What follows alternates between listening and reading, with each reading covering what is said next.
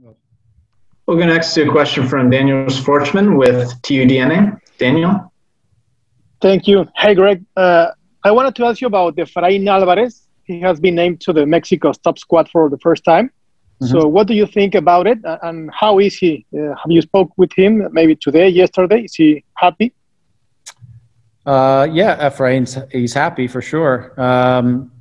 How has he been doing? He's doing well. Again, he's one of those really talented younger players that we have in our system that has special qualities, no doubt. And so trying to just work with him to understand when, where, why, and how he needs to do what he needs to do so that he can take advantage of all that special quality that he has. In the process, again, continuing to work. He's still a young man, so working on his overall physical capacity is one of the things we want to continue to build with him so that he can repeat these wonderful actions that he's capable of over 90 minutes in a man's game. And so it's a little bit working within his mind to help him understand some of the things so he can take advantage. And some of it's just physically getting him to a point, again, where he can repeat those qualities that we need him to repeat over and over again. So, but he's been very eager to learn. He has been very eager to work on the physical aspects that we've been asking him to,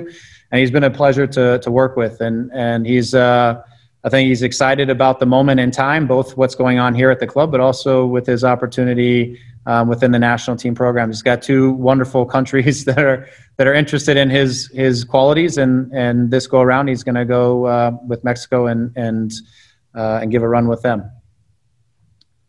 Thank you. Yep. We'll go next to a question from Gio Garcia. Gio? Hey, Greg. How's it going?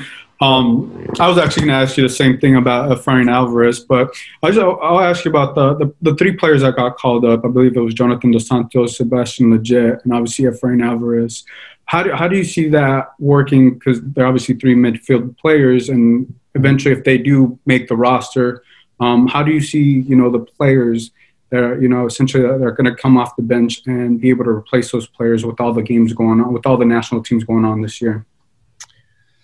Yeah, it's a good question. That's something that we've been looking at as we continue to build on this group. And some of that gives you some introspection on what we still need to add. I mean, we have obviously some concerns that Seba and Jonah and possibly Efraín are guys that we could lose for chunks of the season because of all the national team duty that's ahead of us.